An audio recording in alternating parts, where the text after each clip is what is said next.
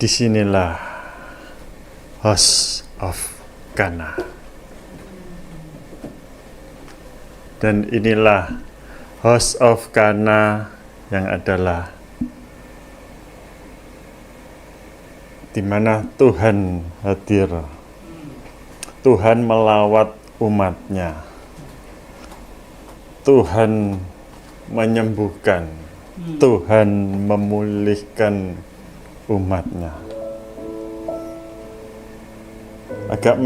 Agak menggelitik ya.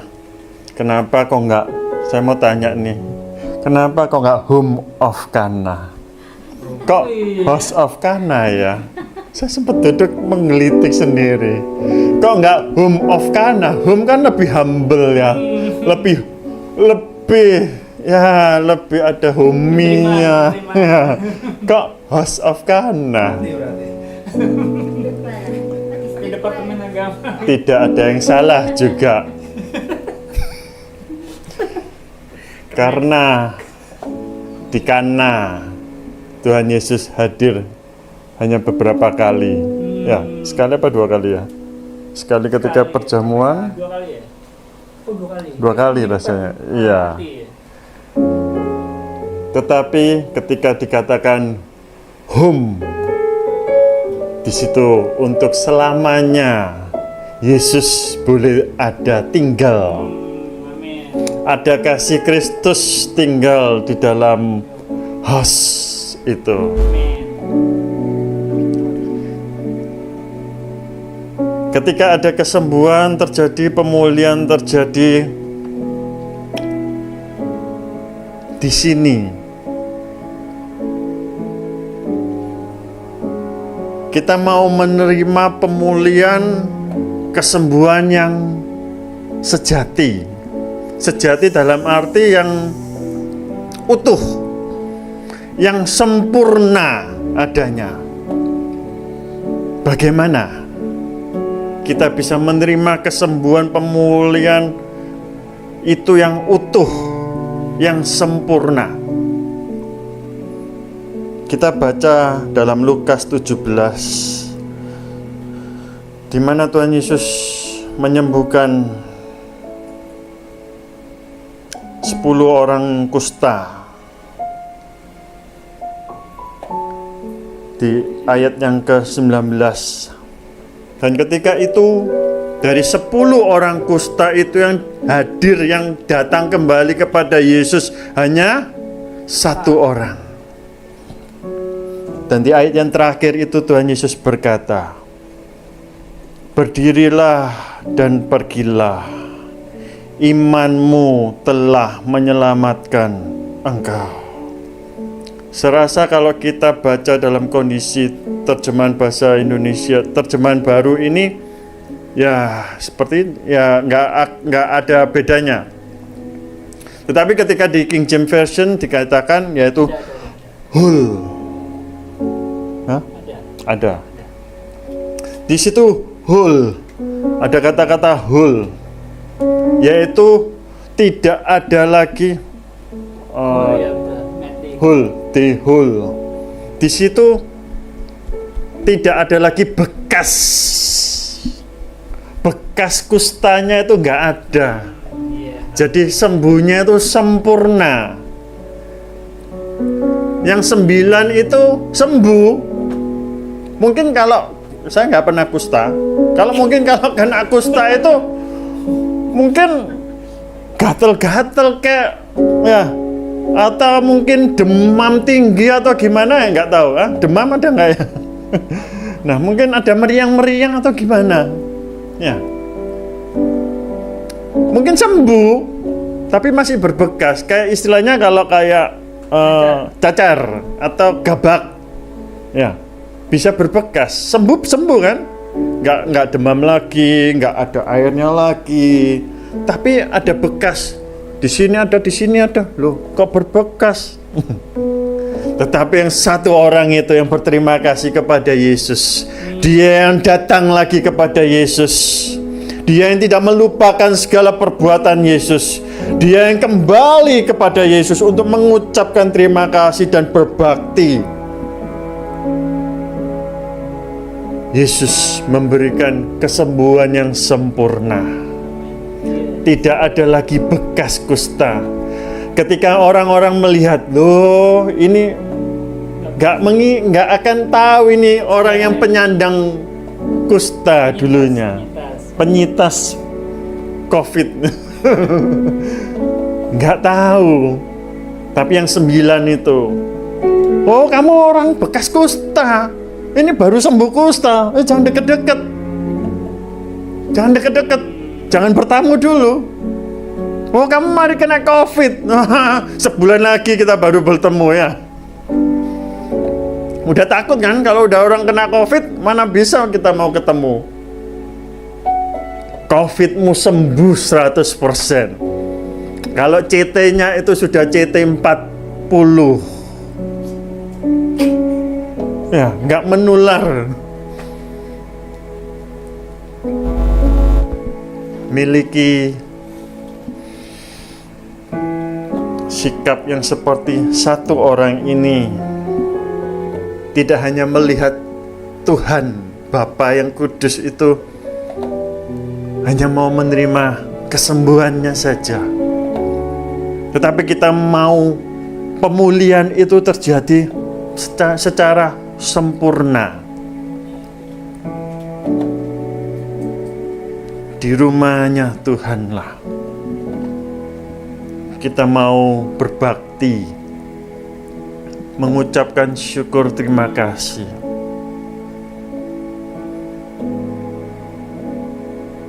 Jangan mengira saya bisa ngomong seperti ini, saya serasa gak ada beban.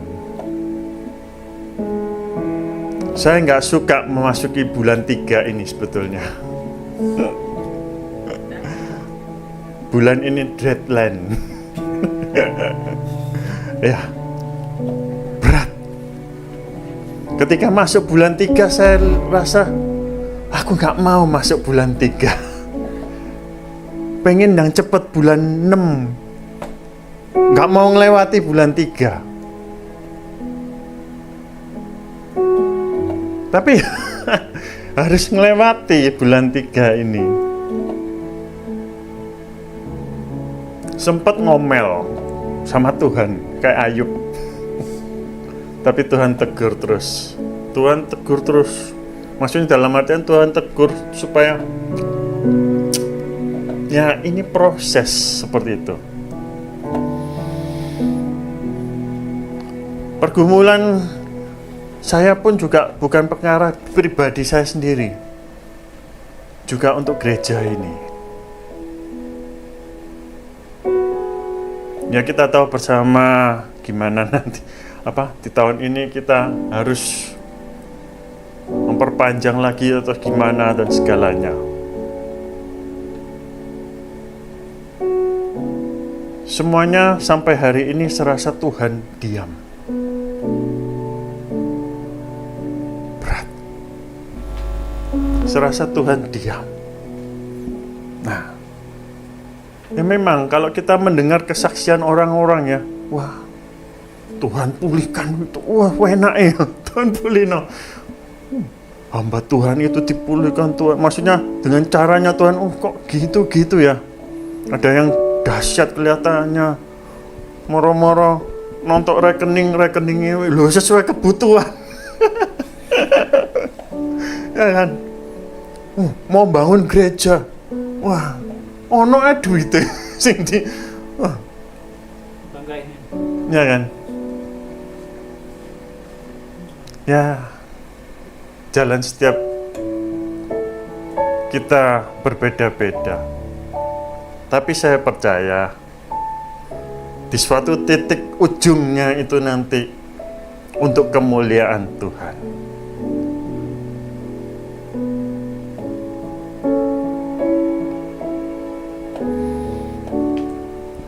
Kita nggak bisa melihat juga Tuhan akan berkarya yang sama dengan orang-orang yang sudah dipulihkan, yang disembuhkan seperti itu. Tuhan akan punya cara-cara yang unik untuk memulihkan kita. Kalaupun yang lain ditolong, yang lain disembuhkan, yang lain dipulihkan, kita hanya mempercayai juga Tuhan pasti juga akan pulihkan kita. Tetapi satu hal yang harus kita ingat, yang harus kita terus bawa ingat, dan terus kita harus turunkan pada anak cucu kita, generasi, yaitu sepertilah orang yang satu ini kembali kepada Yesus untuk mengucap syukur, untuk berterima kasih, untuk berterima kasih, mengucap syukur ini, sehingga kita boleh menerima kesembuhan, pemulihan yang sempurna. Kita mau sama-sama. Ini firman ini yang kita mau hidupi kan.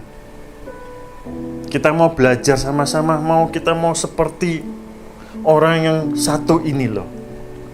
Jangan mau yang kayak 9 itu.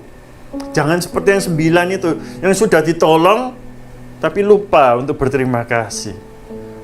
Berterima kasih bukan untuk ngomong thank you Jesus, terima kasih Tuhan, kau pulihkanku. Gak cuma sebatas itu. Datang kepada Yesus, kembali kepada Yesus. Ketika kembali kepada Yesus itu, yaitu memberikan segenap hati kita, memberikan segenap hidup kita, pengabdian kita kepada Tuhan.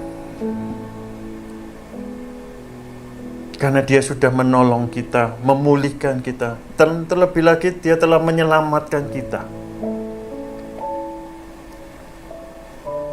Belajar firman itu nggak cukup kata saya ngomong belajar seperti orang satu ini, enggak. Tapi ada rentetannya, setiap minggu kita belajar. Kita harus mengerti secara garis merahnya firman ini maunya gimana. Saya nggak mungkin juga mau ngomong-ngomong terus, waktunya nggak cukup, ya. Kalau tak terus wah nggak mari-mari juga ya. Siapa cara mendekat sama Tuhan itu gimana? Masa saya ulangi lagi satu-satu? Nggak mungkin. Ya mungkin kalau nganggur bisa buka YouTube-nya lagi. Dan puji Tuhan ya, saya buka di grup itu ada orang yang nge-share itu. Ono arek iku lho sing ngeser-ngeser YouTube sing lawas-lawas iku mbok diedit-edit ki apa. Weh nganggur iki. Oh nggih kakean buat kopi. Kayak betul ya. Jadi iso ngedit lho. Iki wis zamane Covid, zamane pandemi. Jam 3 subuh. Di-share ulang, terus diedit mana. Wah. Itu bisa dibuka-buka lagi ya kan. Dipelajari lagi. Mungkin dapatnya malam ini juga dapat lagi, jangan seperti orang satu ini. Datang cari Yesus lagi. Mendekat. Cari sumbernya. Sumber kesembuhan itu.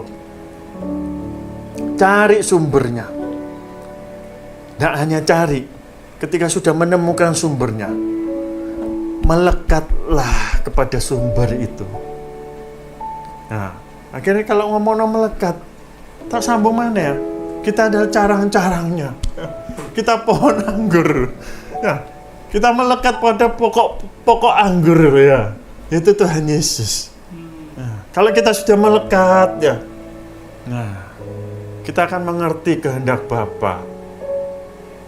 Kita mengerti kehendak Bapa. Gak hanya mengerti, kita ini disuruh apa? Melakukan kehendak Bapa. Melakukan kehendak Bapa itu yang bagaimana? Wah, yang baik, yang sempurna itu. Apa itu? Wah, ya kan? Kasihi sesamamu, kasihi Tuhan Allahmu. Wah, gak mari-mari toh? Ya, itu pembelajaran kita tuh terus continue.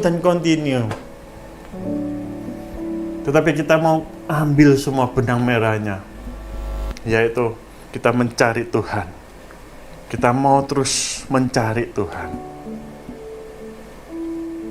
Yaitu kita mau mengasihi Tuhan dengan segenap hati kita. Dan kita mau mengasihi sesama. Layanilah seorang dengan yang lain. Karena kita adalah hamba Tuhan. Kita adalah seorang hamba. Kita tak lain, kalau kita percaya Yesus, kita adalah hambanya. Kita hamba Tuhan. Hamba Tuhan itu bukannya ngomong di depan nih, bukan hamba Tuhan. Ini cecungnya Tuhan malahan. Hamba Tuhan kita ini loh. Itu semuanya hamba Tuhan. Kita harus melakukan apa yang menjadi maunya bos kita. Ya, bos kita yaitu Kristus Yesus.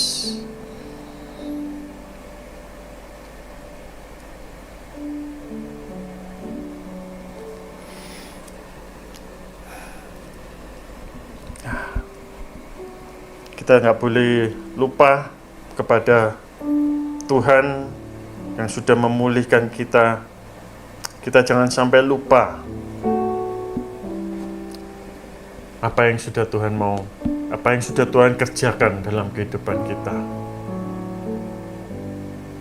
Perjalanan kita masih panjang dan masih banyak harus yang kita benahi. Ketika nggak bisa dibenahi sedikit-sedikit, bongkar semuanya. Bongkar.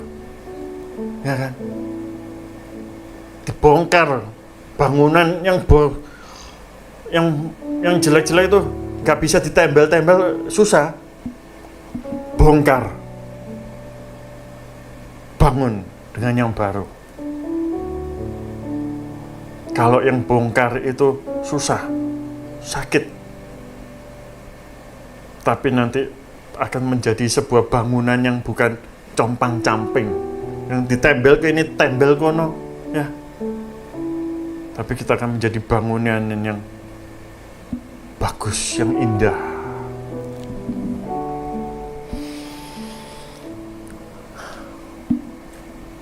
Ajari kami, Bapa, untuk kami boleh datang selalu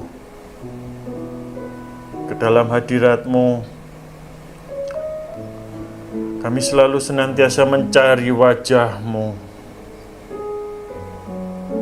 Kami mau selalu dekat-dekat dengan Engkau. Sebab Engkau Bapa kami yang kudus. Bapa kami yang peduli.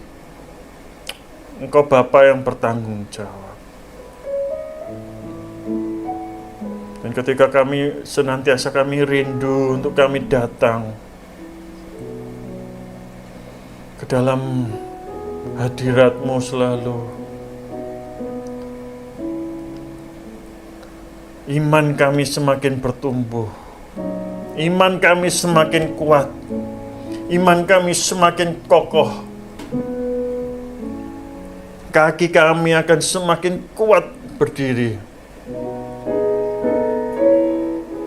Kami akan melihat pemulihan yang sempurna, kesembuhan yang sempurna. Untuk kami boleh nikmati. Kami nggak mau setengah-setengah mengikut Engkau. Kami mau all out. Kami mau sepenuhnya mengikut Engkau. Karena memang itu yang Tuhan mau. Karena itu yang dimau Tuhan kita. Itu yang dimau Tuhan kita, bos kita. Untuk kita mau all out. Kita seluruhnya, seutuhnya mengikut Dia. Gak bercabang, gak nyabang kiri kanan.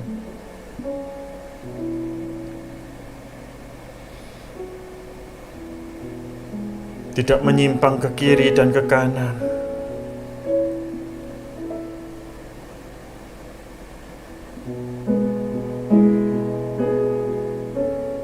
Engkaulah jaminan hidup kami. Engkau yang menopang hidup kami, Bapa.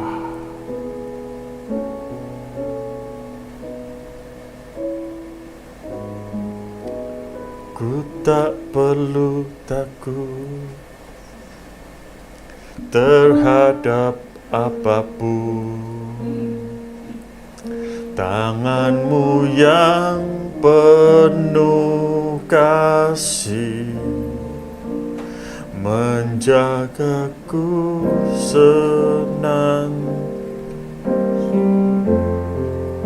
Ku tak perlu takut khawatir terhadap apapun.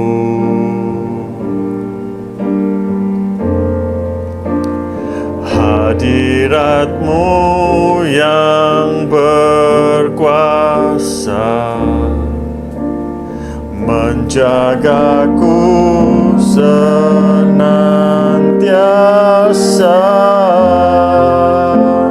seperti tiang awan yang meneduhkan dari terik siang. Hatiku selalu tenang di dalam tangan-Mu, Tuhan, seperti tiang api yang menerangi dari gelap malam. Kau menjagai hidupku dengan kebaikan-Mu. Ku tak perlu khawatir, ku tak perlu khawatir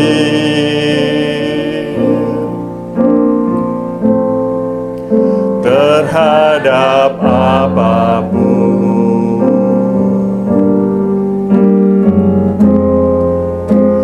Tangan-Mu yang penuh kasih menopangku tanpa henti. Ku tak perlu takut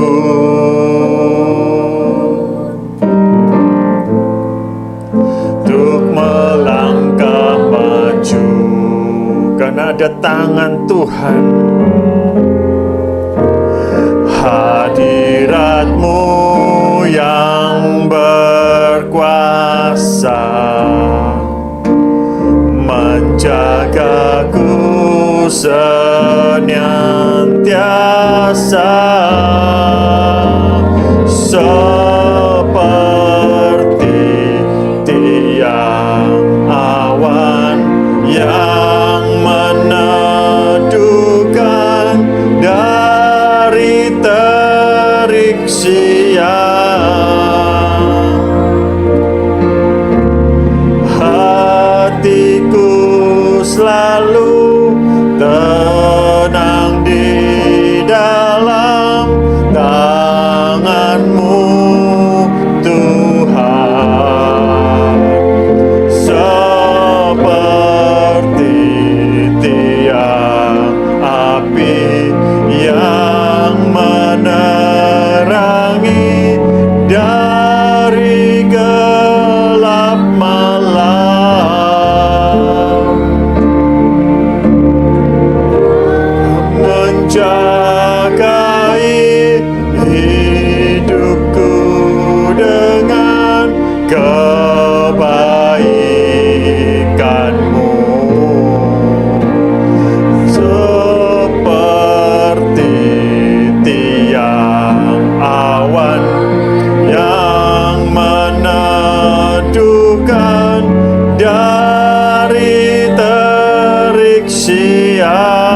pergumulan. Kita bangkit berdiri yuk. Hatiku selalu tenang di dalam tangan-Mu, Tuhan, seperti tiang api yang menerangi. Terimalah tiang awan, tiang api menyertai-Mu senantiasa selalu. Kau menjagai hidupku dengan kebaikan-Mu. Kau menjagai, Kau menjagai hidupku dengan kebaikan-Mu. Kau menjagai, Kau menjagai hidupku dengan kebaikan-Mu.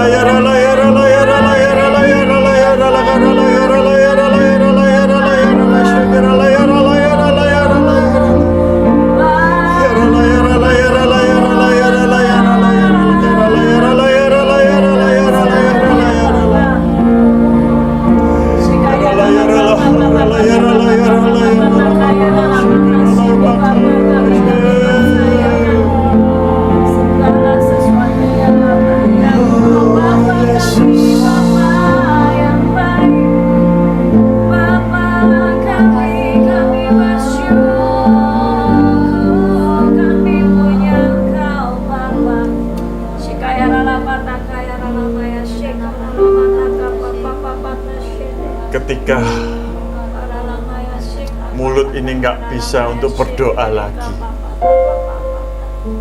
ketika tidak ada kosakata, kata-kata apa yang mau diucapkan Tuhan, aku perlu ini, perlu ini, perlu ini, perlu ini, aku perlu ini, serasa nggak bisa untuk ngomong lagi.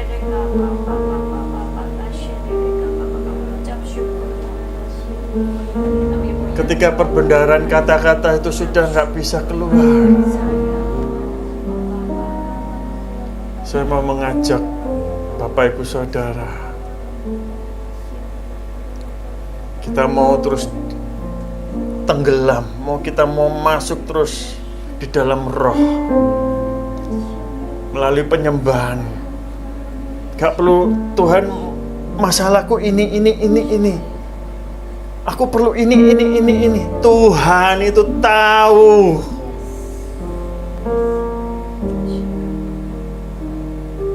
Tuhan tahu.